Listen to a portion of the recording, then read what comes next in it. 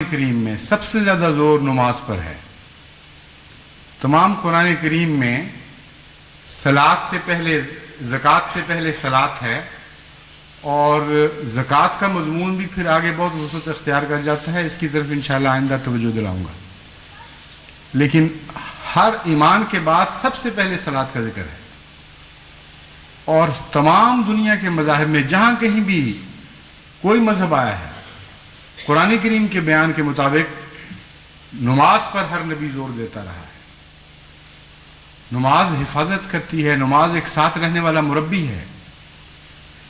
جس شکل میں بھی کسی قوم نے کبھی خدا کی عبادت کی تھی، ہر نبی نے سب سے زیادہ اس عبادت پر زور دیا تھا، اور ہے ہی مقصود ما خلقت الجن والانس الا لیعبدون، میں نے تو جنوں اور انسانوں کو پیدا ہی نہیں کیا سوائے اس کے کہ وہ میری عبادت کریں۔ اور عبادت میں عبادت کا معراج نماز ہے، یعنی عبادت کی جو رسمی شکل ہے ظاہری، یہ نماز ہے، اور اس کو پھر قائم کر کے پھر اس کو بھرنا ہے ہم نے کئی طریق سے، اس پر غور کرنا ہے کہ کس طرح ان میں زیادہ حسن پیدا کرنا ہے، سمجھانا ہے۔ ابھی تو آپ میں سے یعنی شاید آپ کو کبھی خیال نہ آیا ہو، لیکن اکثریت ایسی ہے جن کو یہ نہیں پتہ کہ میرے بچوں کو نماز ترجمے کے ساتھ آتی بھی ہے کہ نہیں،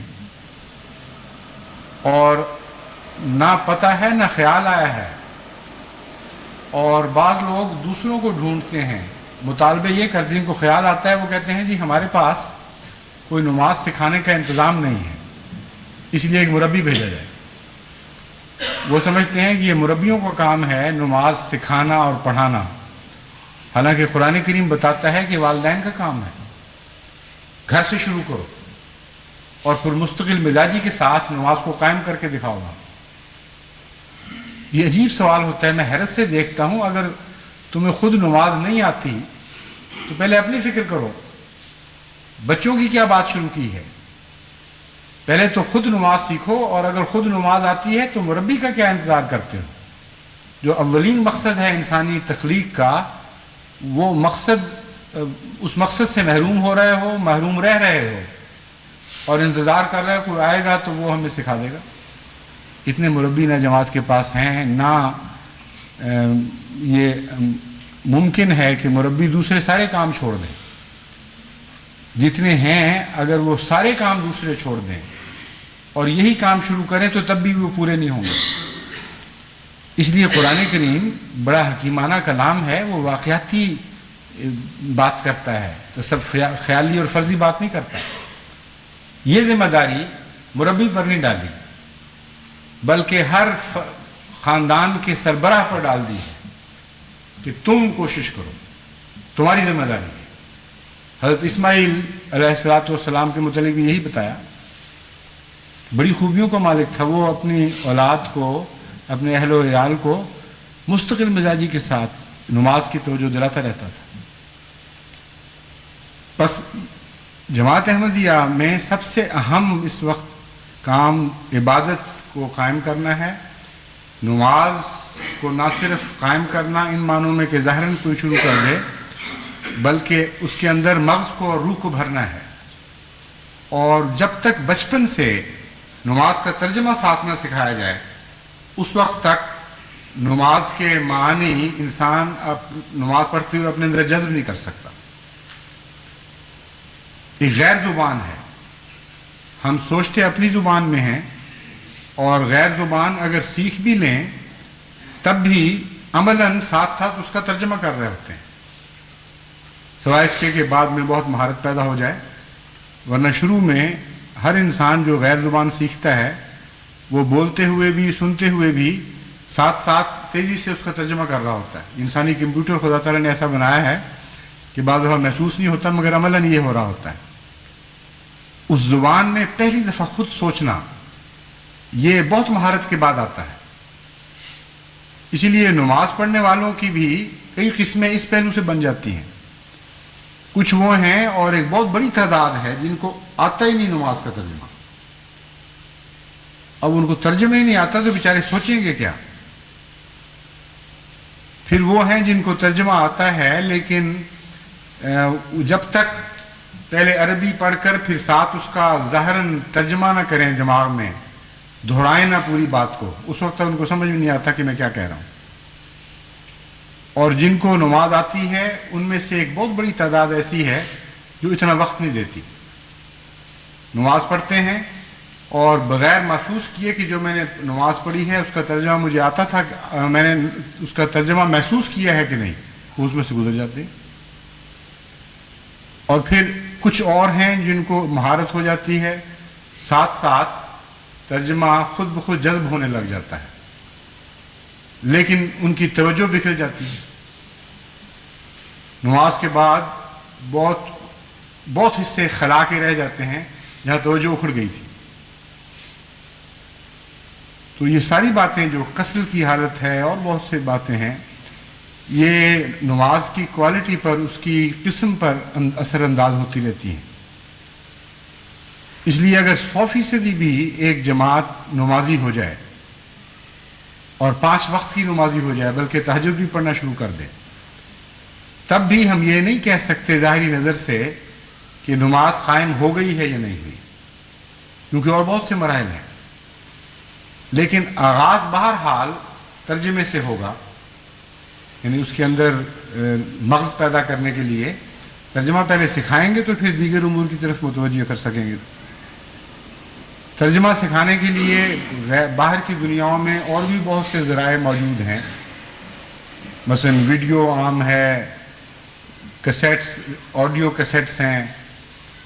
لیکن حقیقت یہ ہے کہ بچوں کو ترجمہ سکھانے کے لیے ماں باپ کا ذاتی تعلق ضروری ہے. بعض لوگ سمجھتے ہیں کہ ویڈیوز کے اوپر آپ بنا دیں اور ہم اپنے بچوں کو پکڑا دیں گے اور بے فکر ہو جائیں گے کہ ان کو نماز آنی شروع ہو گئی. یہ درست نہیں ہے. عبادت کا تعلق محبت سے ہے، اور محض رسمی طور پر ترجمہ سکھانے کے نتیجے میں عبادت آئے گی کسی کو نہیں. وہ ماں باپ جن کا دل عبادت میں ہو، جن کو نماز سے پیار ہو، جب وہ ترجمہ سکھاتے ہیں بچے سے ذاتی تعلق رکھتے ہوئے، بچہ اپنے ماں باپ کی آنکھوں میں آنکھیں ڈال کے دیکھ رہا ہوتا ہے، ان کے دل کی گرمی کو محسوس کر رہا ہوتا ہے، ان کے جذبات سے اس کے اندر بھی ایک ہجان پیدا ہو رہا ہوتا ہے. وہ اگر نماز سکھائیں تو ان کا نماز سکھانے کا انداز اور ہوگا. چنانچہ بہت سے قادیان کے زمانے میں مجھے یاد ہے بہت سے نیک لوگ اس طرح ماؤں کی گود میں نیک بنے. ان کو ماؤں نے بڑے پیار اور محبت سے نمازیں سکھائی ہیں، اور ہمیشہ کے لیے ان کی یادیں ان کے دلوں میں ڈوب گئی ہیں اور جم گئی ہیں، وہاں ان کے خون میں بہنے لگی ہیں، ایک فطرت ثانیہ بن چکی ہیں. کجا وہ نمازیں جو اس طرح سیکھی گئی ہوں، کجا وہ جو ویڈیو پر آرام سے بیٹھے ہوئے دیکھ رہے ہیں اور خیال یہ بھی سہتا آ رہا ہے کہ یہ ختم ہو تو ہم اپنی دلچسپی کا فلاں پروگرام دیکھیں، فلاں ڈرامہ شروع کر دیں، فلاں کھیل دیکھنے لگ جائیں. دونوں چیزوں میں زمین آسمان کا فرق ہے. اس لیے محض فرضی باتوں کے اوپر اپنے آپ کو خوش نہ کریں. ہر احمدی کو خود نماز کے معاملے میں کام کرنا پڑے گا، محنت کرنی پڑے گی، اپنے نفس کو شامل کرنا پڑے گا، اپنے سارے وجود کو اس میں داخل کرنا پڑے گا. تب وہ نسلیں پیدا ہوں گی جو نمازی نسلیں ہوں گی خدا کی نظر میں. بس آئندہ نسلوں کے اعتبار سے دیکھیں تو تب بھی جیسا کہ میں نے آیت کریمہ آپ کے سامنے پڑھ کے سنائی تھی، یا ایھا الذین آمنوا اتقوا اللہ ولتنظر نفس ما قدمت لغد. ہر جان کو خدا متنبع کر رہا ہے، تم نے کل کے لیے کیا تیاری کی ہے.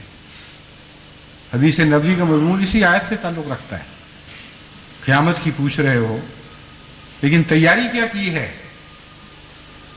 اپنے نفس کو تیار پاتے بھی ہو؟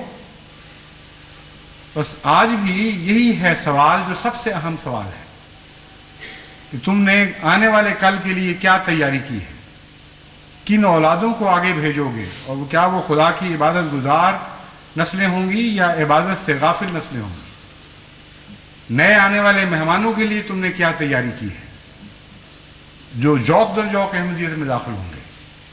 اگر بے نمازی ماحول میں داخل ہوں گے تو وہ بھی بے نمازی بن جائیں گے.